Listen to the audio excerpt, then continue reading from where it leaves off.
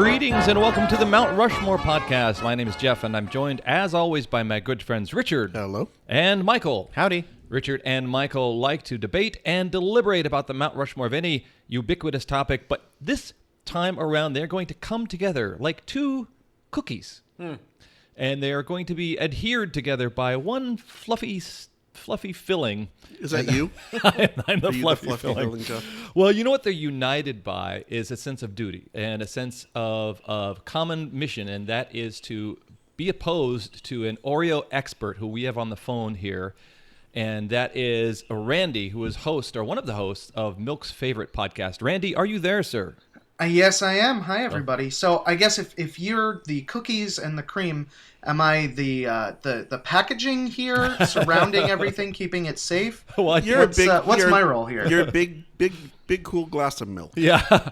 Well, I wouldn't be surprised if you're the one who holds this whole thing together tonight. That's for sure. Because you have, for those who may not already be familiar, and I know most of the world and universe is familiar with Milk's favorite podcast. Well, of course. Of course. Those individuals have the dubious honor but sense of mission to rank, or I don't know if you rank, but you rate the Oreo cookies that are available to mankind here on this planet. Tell me how you came about this wonderful mission that you have and podcast.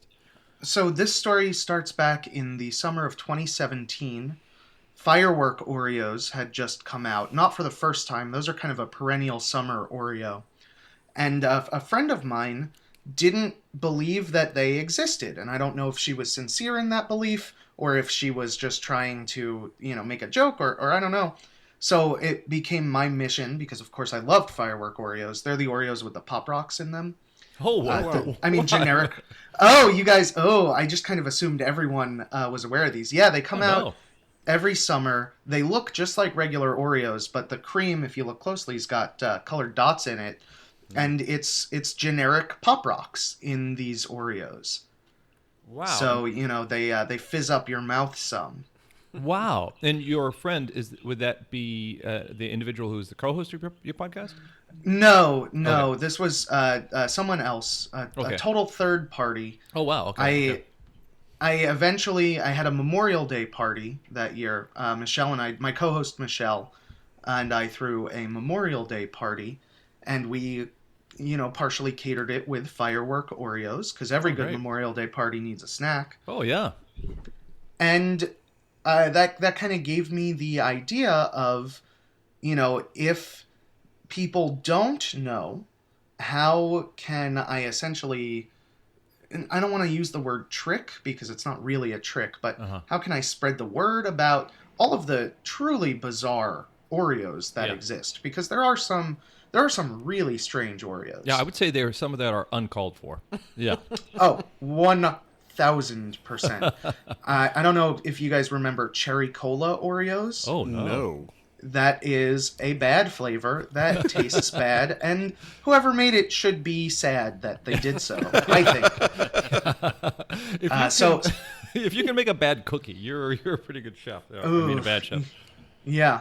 So I went to Michelle with the idea of what if we did an Oreo YouTube review series.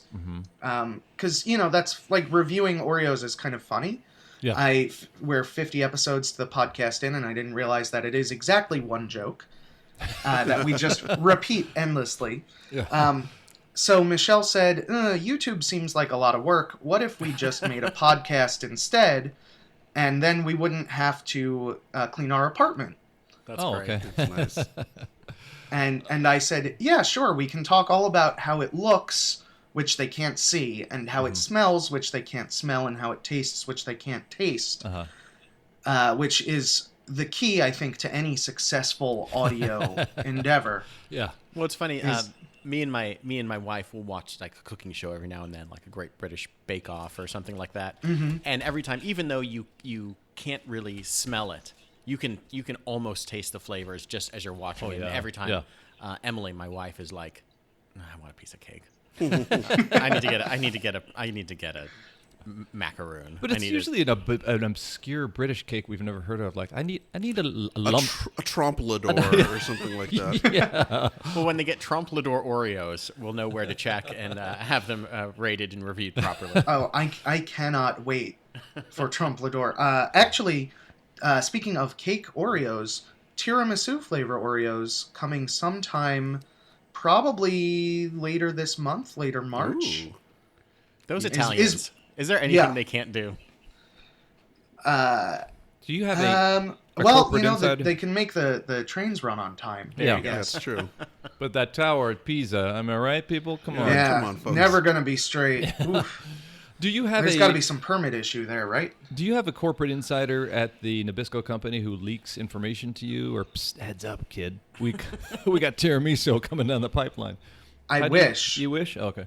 Yeah, we've been since day one. We've been trying to contact Mr. Nabisco at the Nabisco Corporation, and so far all of our efforts have been in vain. We have not received any word back from them. Our Facebook messages go unread. Our phone calls unanswered. Oh dear. Yeah, it's the greatest tragedy of Milk's favorite podcast, I think. But the subreddit r/Oreos, it is generally speaking a wasteland that no one ever visits.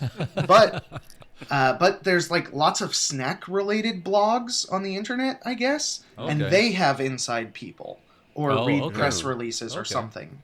So we get all our information second, third, or maybe even fourth hand. Okay.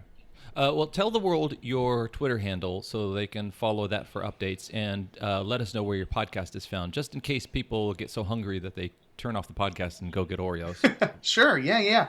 So you can find Milk's favorite podcast on we should be on any podcatcher you have. We're on iTunes or Apple Podcasts. We're on Spotify. We're on Stitcher. We're on, everywhere that kind of just can get an RSS feed. Just search Milk's favorite podcast. We're the only one. I hope that's still true. Our Twitter is at Milk's Fave Pod, FAVE, and I believe that is our Instagram also. Okay. Although it's they're linked, so it's the same content on each. Our Facebook is different, and that's just Milk's Favorite Podcast. Okay. So I think we're off to the races right now and would like to get into the topic. I will say at halftime, I wouldn't mind if you have any kind of background behind the story in which Oreo perhaps hijacked from Hydrox the wafer cookie fame and fortune that Hydrox perhaps should have had. Do you have any insight on that you could share with us at halftime? I have maybe a little bit, probably not as much as you want, because it happened 100 years ago. But I can try. Okay, cool. He wasn't there. I wasn't there. Well, we happen to have old man Hydrox here in the studio, and with his last breath, he'll tell the story. No, why don't we jump into it now? We have a tradition here where our guest goes first. So please, Randy, regale us with your first aspect of the Oreo that you find compelling. Sure. So I think the number one thing about Oreos is how customizable they are. You look at, if you go to the grocery store, you look at the Oreo section. I assume all grocery stores have an Oreo section. You see a dozen flavors at least that are just always there. You have your regular, your double stuff, your sometimes mega stuff, sometimes most stuff, your lemon, your peanut butter, your various thins, your chocolate, your dark chocolate, your fudge covered, your mini, your white fudge covered, your mini fudge covered, your thin fudge covered. There's just so many that are always there, and there's seasonal flavors also. So, probably about every other month or so, Nabisco releases a new kind of Oreo. And I think it's because you take the basic premise, which is two cookies that don't really have a lot of flavor, but kind of give you the suggestion of chocolate, and you put something creamy in the middle of them. So you got the texture, the textural contrast, and you have kind of a light flavor base that goes with a lot of things, and you can go crazy with it. Okay. You can do different flavored creams. Most of the flavors are just different flavored creams. The lemon has lemon flavored cream. The dark chocolate has dark chocolate flavored cream, etc. But you can also go crazy with the cookies. Right now, I'm looking at a box of chocolate marshmallow Oreos, which are my favorite Oreos that are in stores now.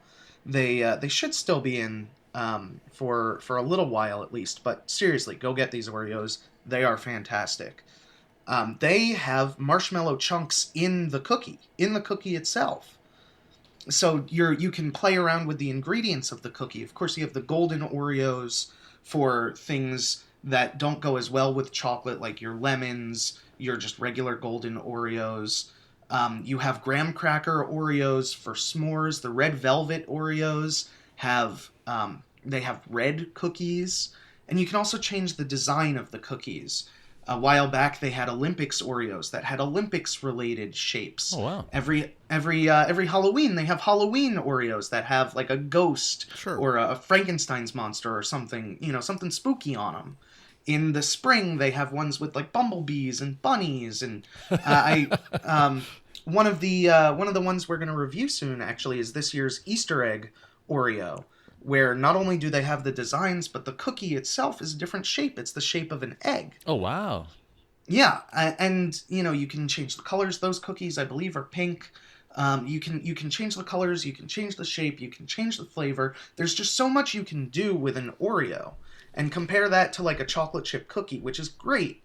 I love a chocolate chip cookie. But you can, change the color of it, change the flavor, sub something else out for the chocolate chip, like put in M&Ms or something.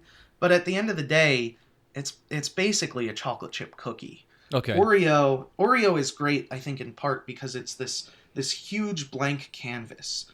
Yeah. That you can go crazy with. You could do cherry cola, which is bad, don't do it. But you could also do kettle corn, which is great, and you should. Okay. It makes me think of two things. One, in the future, all like dating profiles, like whether it's on Tinder or anything, all of the other stuff, all the superfluous stuff is just going to be replaced with your Oreo flavor of choice. Yeah. And if you match, if you get two people that match with the red velvet Oreos, just stick with that person because it's going to cut down. Do you want a match? Do you want the same Oreo flavor, or do you want different ones so that you can, have the whole box to yourself? That's a good question. I think you want complimentary ones because in case you decide to have I'm just looking at these ones we got in front of us here. One of birthday cake, and then at the same time also eat the carrot cake. You could have a birthday carrot cake. Yeah. So you'd want ones that go together. Yeah, that'd be good. I also think with something that is as customizable as this, I bet that there are just like these stalwart, like old school Oreo people who are just like, back in my day, we had one flavor. Yeah, we had plain chapstick. We had one thickness of cookie, and that was it. And it was good enough for me, and I survived. And how dare the how dare they group that is gonna that doesn't like the pluralization of the Oreo. The purist. I want to meet that person. Someone who got so into Oreos so long ago that they have that opinion. I want to meet that person. I want to shake their hand. Oh, because they were innovative. Yeah, because they're a trailblazer. They're blazing the trail that Michelle and I are walking down now. Okay, well, we're going to move on to Richard Michael, but I want to say how happy I am to have met the Bob Ross of Oreos. I feel like you have such an open-minded embrace of the wonderful opportunities that are represented by this culinary zelig that the Oreo is. So I think that's super cool. I will challenge you at some point. If something's everything, is it anything? Is it nothing? That's what I want to know. Philosophical. Oh, well. It's Oreos nothing, are... Jeff. No, they're only ever one thing at a time, right? Oh. And so it avoids that problem altogether. That's like almost quantum theory. It's kind of... Yeah, a particle can ping pong across the universe, but it's only in one place at a time. Eventually, we'll get to the Oreo singularity. Yes, we will. Okay, well, let's move. Speaking of eventually, let's get to our guys who are kind of on the ropes right now, I think, from that opening punch. Go ahead, Richard. Okay, so our first one. I know back at the end of 2018, started 2019, Oreo came out with the most Oreo, which is in theory the most filling that has ever been seen in an Oreo. Whether or not that's true, I don't know. What is it? Was it true? What happened? It just has a lot of. It's so much. I do like that there is, over the years, there has been like an escalation. You know, it started with double stuff, then triple stuff, then mega stuff, then most stuff. It is just two nuclear powers going back and forth, but it's only one nuclear power. They're just It's trying a singular arms race. just trying to blow themselves up. And so that got this, knowing about that and knowing these ideas of increasing stuffing and knowing there are people who love the stuffing but could do without the cookie. That got me thinking, why don't they just sell the stuffing by itself? Yeah, only stuff. Just stuffing. And then, as Michael pointed out, you could give them one of those taster-sized spoons like you get like at the frozen yogurt place. And that could come with it. And you just sit there and just eat the stuffing. Oh, yeah. Would people then realize it's just lard and powdered sugar, or if they found out what the stuff? No, it's stuffing. It's stuffing. It's like the same thing like the people who buy the Lucky Charms marshmallows in bulk and get like. Is that a thing? People do that? Oh, sure, absolutely. Yeah, woof is correct. But yeah, because for me, the standard Oreo is the proper ratio of stuffing to cookie. I think they nailed it on the first try. I get double stuff. Okay, maybe you like additional stuffing. But when you start getting to triple stuff and most stuff, it's no longer really a cookie anymore. The cookie is just sort of like this minor part of the stuffing. It's like when you go get like a nice gourmet burger and they have this beautiful, like, you know, this huge burger on this tiny bun, and it just doesn't work. Things are falling out. Right. Mm-hmm. Okay. So your choice is the most stuff. Well, my choice, I think, is more, you might as well just go ahead and just start eating nothing but the stuffing at that point. So whereas Randy is singing the praises of the variables, one of those variables being the component of the stuffing, right? And how much there is or isn't of stuffing. You're saying that variation is detrimental. I think there is an extreme that you can reach. There's too much and stuff. it's somewhere over double stuff. Okay. So I have a story about that, actually. Oh boy. All right. On our podcast, on Milk's favorite podcast, we tell Storios, which are stories about Oreos. This is an early one that I told, but it's about just eating pure frosting. Sure. As we all know. I'm sure you can guess the end of the story. Nice. So this is back in high school. Some friends and I got some double stuff Oreos with the plan of making some kind of construction with them, like making a castle or something, because we were really good high school students and we were not doing drugs or drinking or generally things that I think back now as like, I kind of wish I had not waited until college to do those things. Yeah, you're in a pregame. So, yeah. So we took, I think 2 packs of double stuff Oreos, scraped all the cream off of all of the cookies. I don't know why we didn't do single stuff. That would have been better.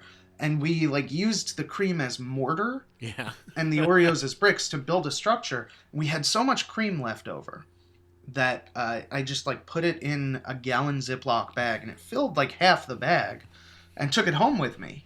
Well, my cousin had just had a baby who was at our house, and this baby was maybe a year or so old enough to be eating solid foods and on its own a little bit, but not really communicative. And I thought it would be real funny to feed this baby some Oreo cream. Oh, wow. And it was. He loved it. He absolutely loved this cream, which is mostly sugar. Yeah. So what's not to love? Oh, how did that turn well from a gastronomical standpoint or gastrointestinal standpoint for the child? Well, the baby could start crawling up the walls. I have no idea.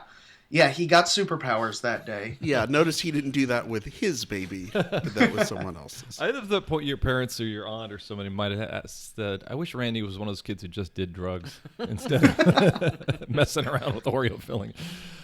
Okay, so Randy, now is the opportunity for you to give us your second choice. Yeah, so the second thing that I think is great about Oreos is I talked about what Nabisco can do with them before, and now I think that the thing that's great is what you, the eater, can do with an Oreo.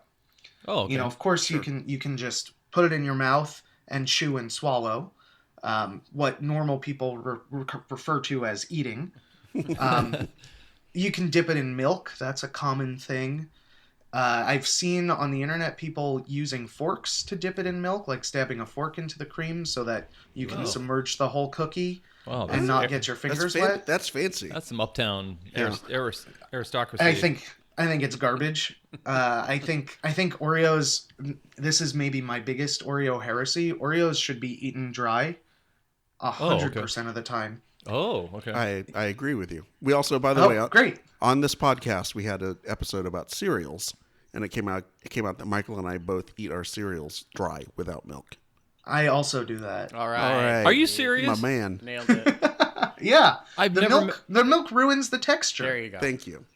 Also, milk is kind of gross. Jeff, you're off the podcast. Oh my God. I do appreciate that Milk's favorite podcast is just Anti-milk. anti-milk, just Well, ragging on milk. We are Milk's favorite podcast, but it's like an abusive relationship, you know? Oh. This is crazy. I've never met in my life one person who doesn't know how to eat cereal, and now I've met 3. This is ridiculous. Okay, so so you can also, you can open them, play around with the cream, build castles if you want, I guess, if you're a nerd. But there's so many different ways to open them. You can twist them apart, you can pull them apart, you can pinch them, you can, move one cookie down while the other one is up or side to side. There's just so many things you can do. And then every episode of our podcast, we have, a wild card round, something new, something specific to that Oreo. And some of the things are terrible, like we microwaved Oreos once. I do not recommend it. Nope. They just kind of scorch.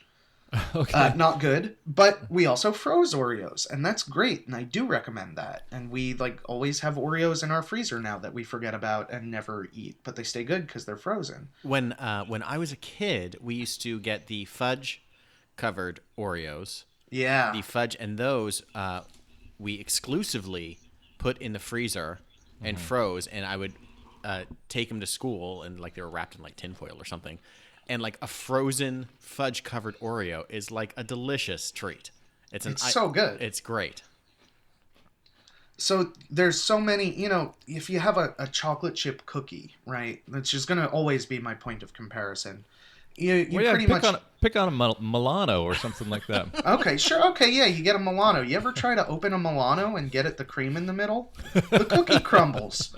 The cream it's like glue. It's like cement cream. It just doesn't work. Yeah. Okay. Talk about having the wrong ratio of cream to cookie. There you go. Well, that is a very compelling statement. How would you sum it up in a nutshell? What aspect of it? So if Oreos are customizable on the production end, I think they're also customizable on the user experience end. Okay. Let me ask you, have you ever considered how one's strategy for consuming an Oreo reveals their identity? So, I've never thought about that. What do you mean? Tell me more. Let me say you're not married to the wonderful Michelle, but that you were to meet in a dimly lit nightclub, a woman who comes to you, and you do your courtesy of saying, hello, my name is Randy, and you offer her customarily, as one would, an Oreo. Let's say she separates the cookies from each other, sucks out the filling, then throws the cookie away. Okay. Just to some, the cookie is just a filling delivery system. Yeah, I've been there. We've all been there. Okay. Would you think this is a succubus of a woman who I'm going to avoid like my very life depended on it? Or would you think I'm ready for a wild ride?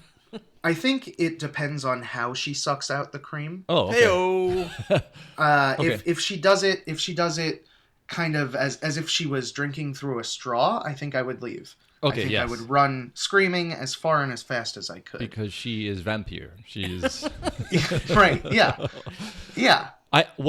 That's when you pull out the garlic flavor Oreos and you check to say, hey, is this? It's only a matter of time. What I would say is, in acknowledgement of your original description of how they're customizable, I don't know if you said that the wafer itself is not that flavorful, or it's kind of. He mentioned that. Yeah. Did he? Okay. So I think some people consider the people who, because they never make the wafer bigger, right? They only make the frosting bigger. No, they are the thins. The thins have They a are the thinner one? thins, yes. So the thins have about the same ratio of cream to cookie. They just have a lot less of each. Okay. What they never do is you never go into the store and you never see like a double cookie, triple cookie, mega cookie aspect of the. Yeah. Never, Right, That yeah. part. More The cookie. outside doesn't get bigger. That's what I'm saying. I think the cookie is the weekday, Monday through Friday. And the filling is the weekend, bro. And everybody's working for the weekend. I feel like most people are in it for the filling. And I agree, yeah. The cookie's kind of the chore that they have to do to get to it. So when you find somebody who's only a good time Charlie, they're only a filling person, I'm wary of that person. Right. Or Okay, I'm following you. okay, all right. No, Jeff, I respect it. Jeff tends to psychoanalyze anyone that's on this show. So don't be worried. This is all free, and you can write it off as a medical expense Yes, too. if I'm probably an in-network provider for your HMO. Good. Okay, so Richard and Michael are coming up to their second choice. Okay, our second choice is that Oreos, be they crumbled or broken up or just thrown right on top, are the best topping for dessert. Oh, Whether it's I would in like I a would snap McFlurry- agreement here, but I don't want to snap into my mic. whether they be on McFlurry or on frozen yogurt. Crumbled Oreos are kind of like, or just Oreos in general, they're kind of like the bacon of the dessert world, where they just kind of make everything better. Okay. If you ever go in, you're just like, well, we're going to put some Oreos on that sundae. You're like, yeah. yes, you will. Yeah. Put more of them on there. No one They're like objects. sprinkles that have flavor. Yeah, no one objects. Yeah. No one objects to like bacon being on like a burger or just on whatever. They're like, oh, we're gonna put bacon on that. You're like, yeah, I'll have that. Same thing with Oreos. We put Oreos on whatever, M&M's in a McFlurry. Just stop it. Mm-hmm. But Oreos, I always want that one. I like the Reese's. I think are offered at some Dairy Queen or something. I love Reese's, but I don't want them as a topping. But Oreos any day. I don't know what it is. Maybe it's because that the cookie portion of Oreo figured out that the cream filling plus the cookie, like they already pair well together with cream. So as soon as you add it to an ice cream type situation, whether it's in like an ice cream, like a cookies and cream type ice cream, or just garnished on top, they already know like, okay, we know that this works together. So just keep doing it more. Yeah. Okay. We are at Absolutely. We are at our halftime, and I'm going to see if our halftime music is actually loaded in here. Oh my gosh, it is. So this is an opportunity to once again, Randy, to tell the world out there about this enterprise called Milk's Favorite Podcast that you run with your wonderful co-host Michelle. Tell the folks out there where they can find it and where they can follow it on social media. So our podcast is Milk's Favorite Podcast. We have new episodes every other Tuesday. Our Twitter is Milk's Fave Pod, at Milk's Fave Pod. Our Instagram, I believe, is the same, Facebook at Milk's Favorite Podcast. And you should be able to find us anywhere that you find podcasts. Okay, cool. We are going to do the same. We're going to let you know about our social handles out on Instagram and Twitter. And then Facebook is a special place for us. It is a place where guests come and visit us and make suggestions for future episodes. Some of our suggesting guests have been guest hosts on our future episodes. It's also a place where you can tell us how we messed up. If we missed a aspect of a certain thing, like if you have a favorite Oreo that you want to let us know about, or a favorite aspect of the Oreo you want to tell us about, you can go on Facebook and get in the dialogue with us. You can also find us alongside Milk's Favorite Podcast out there anywhere you get your podcasts. And we, like Milk's Favorite, love 5-star reviews or any kind of review. And we love for you to download past episodes and get to know the other food-related podcasts we've had in the past, haven't we? We've had a few different things. Here and there, Yeah. By the way, you're listening to Oreo's love theme. Yeah, the love theme for the Oreo. This is the cookie and the cream, cookie and the cream. dancing a pas de deux ballet. So we hinted a little bit at the top there about, I did at least, about the Oreo kind of jumping in and biting some market share away from another cookie, Hydrox. I always thought Hydrox was the cheap dollar store knockoff of the Oreo, but it turns out they were there first. Am I right? Yeah, so that is correct, and I am frantically Googling now that I'm actually on the spot. So Hydrox came out in 1908, which beat out Oreo by 4 years. Oh, wow. And I think it goes to show just how thoroughly Oreo has dominated the market, that you ask the person on the street, they're going to say Hydrox is the knockoff. Yeah. But really, Oreo is the knockoff. Mm-hmm. Wow, that's pretty amazing. Does Hydrox do different flavors that you know of? Not that I know of. I think that... I think the difference, the main difference between just regular Hydrox and regular Oreo is, one, Hydrox is a gross name and does not make me want to eat it. And two, they're less sweet and it's more cookie forward. And I think we all agree the cookie is the weaker part of the Oreo. Yeah, well, that's interesting. And so that my guess is that kind of led to the rise of Oreo and the domination of Oreo over Hydrox. Okay. Well, I loved it when Captain America and Iron Man took down Hydrox for good, because they were really getting their tentacles into all sorts of different... I was going to go for, I feel like knowing this podcast, we've talked about this a few times. Hydrox is the Heathcliff of cats, and Oreo is the Garfield. Am I right? The kind of... And then Did Heathcliff come first? I think so. I believe yes. Yeah. Whoa. Yeah, Garfield started in 1978.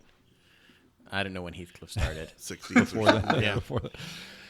All right, dudes. So we are very much back and at it. And this is the time when Randy tells us his third aspect of Oreo that he enjoys most.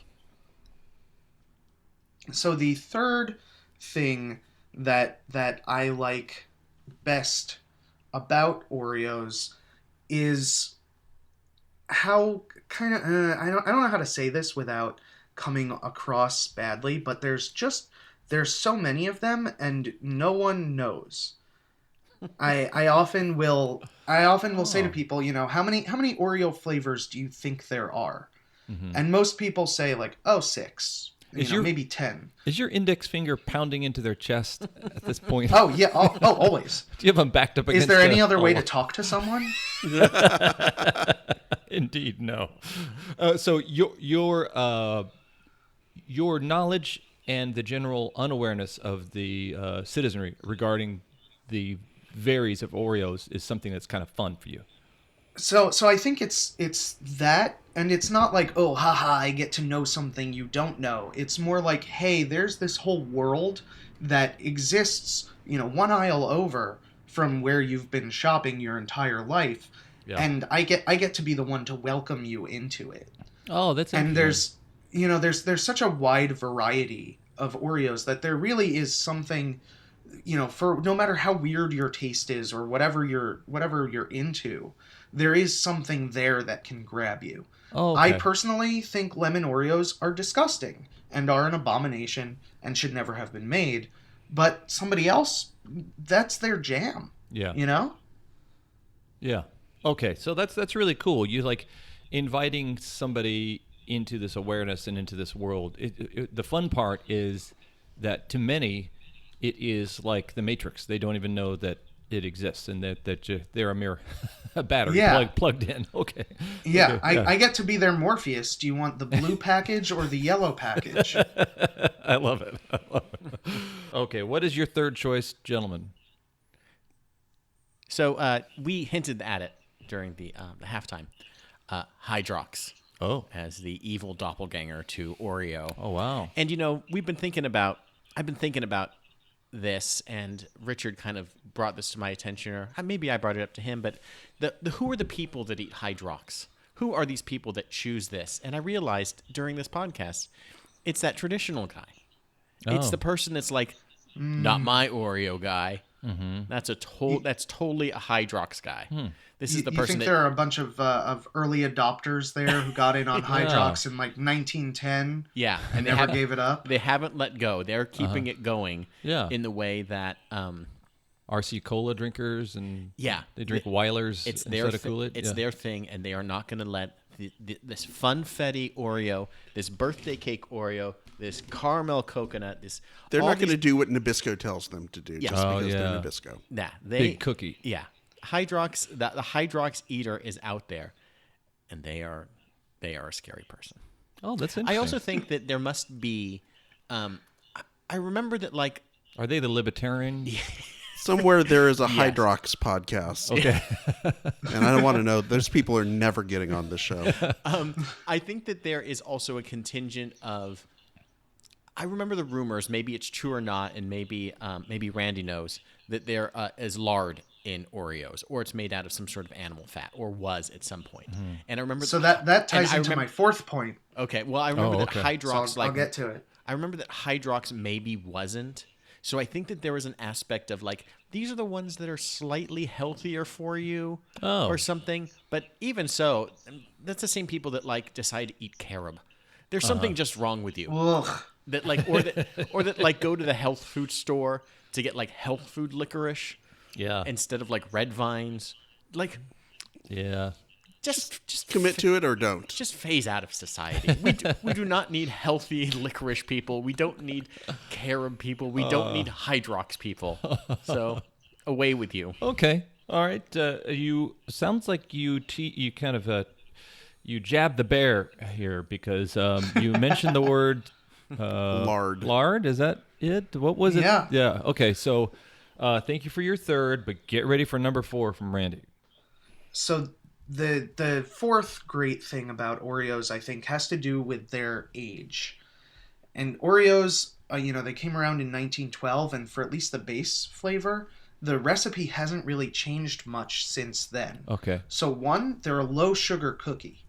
Relative to other cookies, it's not like, it's not the best thing you can eat if you're like diabetic, don't have an Oreo. Okay. But relative to other cookies, they're low sugar, and they're also vegan. Oh. They are every Oreo. Even is the beef. totally. Even the beef flavored Oreos. Yeah, that's artificial beef flavor. It's all done with nutritional yeast and soy. Wow. Well, there you go. That's Yeah. that's just part of the myth of Oreo versus Hydrox that Hydrox was putting out there. That they're trying to get you to. Here they're working with Russian trolls. That's right. Yeah, Russian bots to try and spread anti-Oreo propaganda. Randy, I can't say that with our guests. I usually try to imagine how they are attired, but I imagine you are wearing a top hat of some kind that is in the shape of an Oreo somehow, or are you wearing a tuxedo with white Tuxedo Oreo. So I have in various points in time thought about getting Oreo related clothing. Okay. Michelle and I are actually getting married in a couple of months. Oh, congratulations. Thank you. And I said kind of jokingly that we should dress like Oreos somehow for our wedding. She put the kibosh on that very quickly. Well done. But well done, Michelle. I think I might get Oreo ties for my groomsmen. Hey, that's pretty cool. That's stylish. Yeah. Are we calling you? You're in Las Vegas, is that right? We're in Boston. Boston. Okay. The opposite in many ways of Las Vegas. It's the Las Vegas of Massachusetts. That'd be That's fun. true. That's actually Yeah. Foxwoods. Sorry. That's funny. I thought I saw the caller ID. Okay. So, do you have any parting comments to wrap up your fourth choice, or are you going to rest your case? I think that, well, one, I want to explain if this is something that you pay attention to. Oreos are kosher dairy. That's because they're processed in plants that process dairy products, not because they themselves are dairy. They are all vegan. Mm-hmm. But mostly, I think, when you bite into an Oreo, just a plain, regular, original flavor Oreo, you're biting into over a century's worth of pretty much unchanged history. And these are the same Oreos that dommed on Hydrox. They're the same Oreos that, I don't know, probably people ate in the trenches in World War I. And not many snacks can do that. Not many snacks can give you that connection. So I think, the age of Oreos gives it a leg up in all kinds of things. But I think also it's good to have history, and it's good to be connected to other people. Yeah, that's pretty cool. So in a way, it's very untraditional in that they're always coming out with new flavors and recipes and sticking explosive candy and like Pop Rocks inside. You gotta try the Firework Oreos for real. But also we have a sense of the through line of history that. It's like that old It's Always Sunny in Philadelphia meme. He's playing both sides, so he comes out on top. Yeah. Well, guys, you have one more opportunity. All right, so our last one, the cereal form of Oreos, Oreo-O's. Oh. Well, otherwise known as what you eat when you think Count Chocula is too nutritious. I was somehow shocked and also not at all surprised to learn that this was actually created by an advertising employee in 1997. Okay. So this was created outside of the kitchens of Nabisco. So somebody was just like, what's a way that we can get more sugar into our cereals? Kids love sugar. How do we do this? And so they were just eating some Oreos while they were trying to figure that out. And someone looked at it and went, wait a minute. What I can't believe they didn't call them Oreos. Like, they really blew it on the name. The Oreo-O's is a terrible name. I would. That's awful. Or the first ones were just O-shaped pieces of cereal, and it took them 4 years to actually just make them little Oreos. Did you think this came before the Cookie Crisp? Oh, this is after. Much later. Much later. Oh. They're trying to get in on that terrible cookie cereal market that they know is out there. Okay. Have you tried this cereal? No. Oh, no. I seem like an unreasonable person to you. I don't think that I have.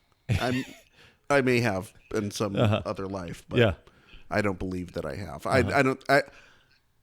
No, it doesn't seem like the type of thing I would eat. This feels like a cereal that you buy. Also, by the way, Michael, it's because I don't eat my cereal with milk. Oh, that's right. Therefore, just eat. If I'm going to have Oreos for breakfast, just have Oreos. Just have Oreos for breakfast. Go for it. Yeah. It feels like a cereal that you buy once as a kid or something as a teenager. Like, oh, I got to try those. And then it just sits there on the top of the fridge until, like, you realize there's 3/4 of the box left and you have 6 months later and you've already gone through box after box of life. Yeah.